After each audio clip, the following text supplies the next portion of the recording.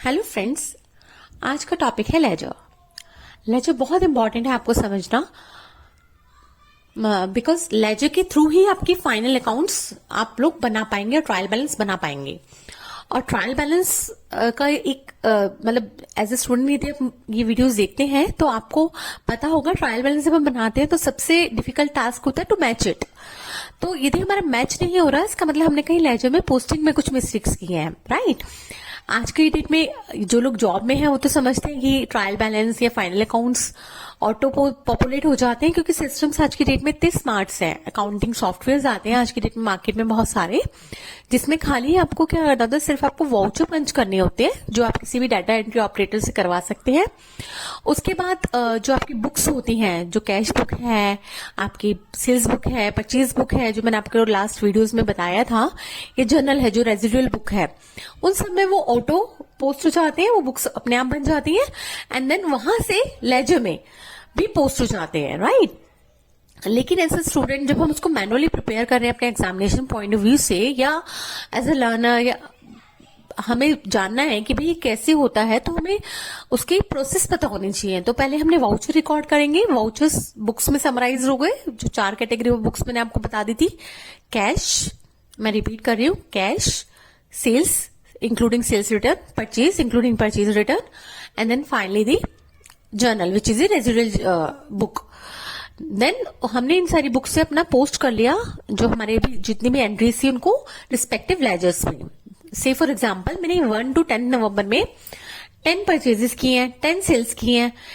तो 10 परचेजेस को जब मैंने लेजर में समराइज कर लिया तो वो परचेज अकाउंट हो गया, और 10 सेल्स को जब मैंने एक लेजर में समराइज कर लिया तो वो सेल्स अकाउंट हो गया। लेकिन बुक में मेरे को वो 10 परचेजेस डेट वाइज दिखेंगी, राइट। तो वहां से पता लगाना बड़ा मुश्किल होगा कि मैंने टोटल परचेज कितनी करनी है, तो वो मुझे कहां से पता चलेगा, लेजर के थ्रू, राइट। और जो लेजर के बैलेंसेस होते हैं वो हम ट्रायल बैलेंस में जब कैरी करते हैं तो उससे वो एक ट्रायल बैलेंस बन जाता है, जिससे हमारे को पता चल जाता है कि हमारी टोटल एसेट्स या इनकम्स कितनी है और लायबिलिटीज और एक्सपेंसेस कितने हुए हैं, राइट।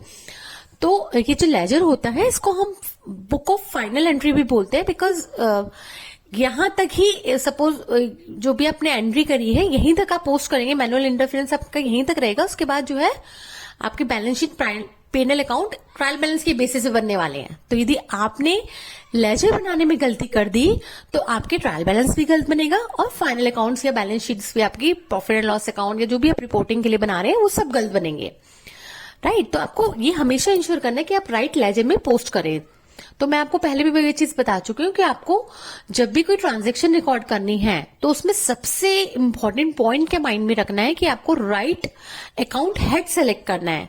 उसकी कैटेगरी भी ठीक होनी चाहिए। ऐसे नहीं न्यूमेरिकल तो आप ठीक ले रहे हो लेकिन उसका कैटेगरी सही नहीं है। से फॉर एग्जाम्पल मिस्टर ए हमें सप्लाई भी करते हैं और मिस्टर ए से हम बेचते भी, हम उनको सप्लाई सेल्स भी करते हैं। तो जब हम मिस्टर ए से खरीदते हैं तो उसकी कैटेगरी तो पहले क्रेडिटर रहेगी मिस्टर ए की, क्योंकि वो हमें माल बेचते हैं और हम उनसे खरीदते हैं। तो जब हम खरीद रहे हैं तो हम परचेजेस को डेबिट करेंगे और मिस्टर ए को क्रेडिट करेंगे। तो उनकी कैटेगरी ऑफ अकाउंट क्या होगी, लेजर का नाम तो मिस्टर ए ही है लेकिन कैटेगरी क्या रही है उसकी, लायबिलिटीज। लेकिन जब मैं मिस्टर ए को बेचती हूं, जब वो मेरे बायर बन जाते हैं तो वो मेरे लिए क्या हो गए, डेटर्स हो गए, मेरे लिए अकाउंट रिसीवेबल हो गए। तो उस टाइम पे मेरी एंट्री क्या होगी, मिस्टर ए डेटर्स या account receivable debit to sales.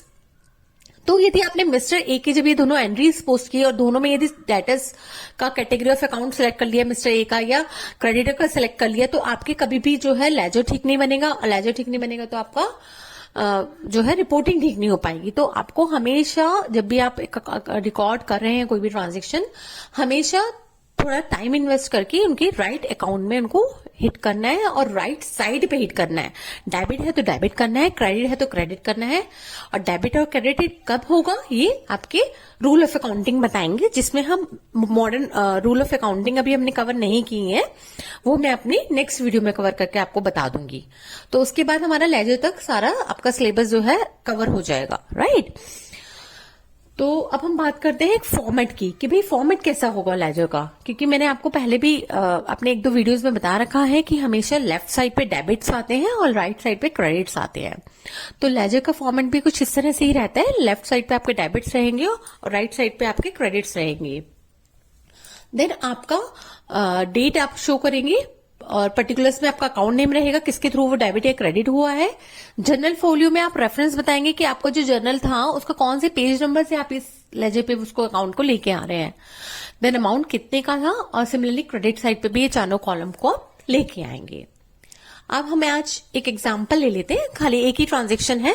शुरू में हम एक ट्रांजैक्शन से समझते हैं, देन मैं आपको एक कंप्लीट एक इसका इलिस्ट्रेशन करवा दूंगी आने वाले वीडियोस में, ताकि आपको क्लियर हो जाए कंप्लीटली कि कैसे होता है। तो आज हमारा जो एग्जांपल है उसमें हमने ये अज्यूम किया है कि मिस्टर ए ने जो है सेल किया है गुड्स को राम को, और वो 2 लाख के गुड्स से, और 17 नवंबर को सेल की है।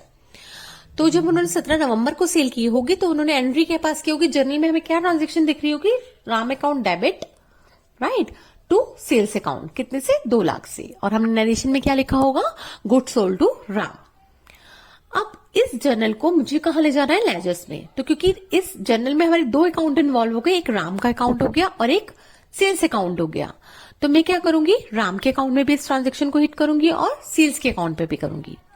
राम के अकाउंट में कहां हिट होगा, ऑन द डेबिट साइड। सी आपकी जो आपने जो जर्नल पास की है उसको उसमें राम को डेबिट किया है, इसलिए जब राम का अकाउंट बनाएंगे तो उसके डेबिट साइड पे ये ट्रांजेक्शन रिकॉर्ड की जाएगी। क्या आएगा, टू सेल्स अकाउंट राइट। और क्योंकि आपने सेल्स को क्रेडिट किया है इस जर्नल में, तो इसलिए जब आप सेल्स का अकाउंट बनाएंगे तो उसको बाय राम करके आप क्रेडिट करेंगे 2 लाख से। ये जो मैंने जर्नल फोलियो और लेजर फोलियो के रेफरेंसेस में नंबर्स लिखे हैं 21, 22, 11, ये इनके पेज नंबर हैं। तो इस जर्नल का पेज नंबर 11 है जिसमें ट्रांजैक्शन रिकॉर्ड की गई है, और राम का अकाउंट जो है वो लेजर नंबर 21 पे है, और सेल्स का अकाउंट जो है लेजर नंबर 22 पे है। तो अकॉर्डिंगली हम उसको यहाँ पे शो कर रहे हैं अपने पेज नंबर्स को राइट। अब इसमें एक तो हमने ये समझ लिया कि हमने राम को डेबिट क्यों किया, ये आई होप आपको क्लियर है, क्योंकि राम क्या है, आपका एक पर्सनल अकाउंट है और राम कौन है, एक रिसीवर है राइट। तो जो अभी तक मैंने आपको ट्रेडिशनल रूल ऑफ अकाउंटिंग बताया है उसमें मैंने ये बताया है कि डेबिट द रिसीवर राइट। तो डेबिट किसको करेंगे पर्सनल अकाउंट के केसेस में, रिसीवर को। तो राम को इसलिए हमने डेबिट किया है, और सेल्स को क्रेडिट किया है क्योंकि सेल्स एक नॉमिनल अकाउंट है, प्रॉफिट एंड लॉस अकाउंट का अकाउंट है। तो नॉमिनल अकाउंट के केसेस में हम क्या करते हैं, अपनी सारी इनकम्स को क्रेडिट करते हैं। तो सेल एक इनकम होती है, तो इसलिए हमने इसको क्रेडिट किया है राइट। तो आप हमेशा एक तो गोल्डन रूल ऑफ अकाउंटिंग को कभी नहीं भूलिएगा यदि आपको अकाउंट में मतलब एज अ प्रोफेशनल अच्छी फील्ड पे जाना है तो। और एक इसका मैं आने वाली वीडियो में modern rule of accounting cover करा दूंगी, बिकॉज वो आपके सिलेबस में है, मैंने बुक्स में देखा था, तो वो आप एक बार और देख लीजिएगा right. Thank you so much.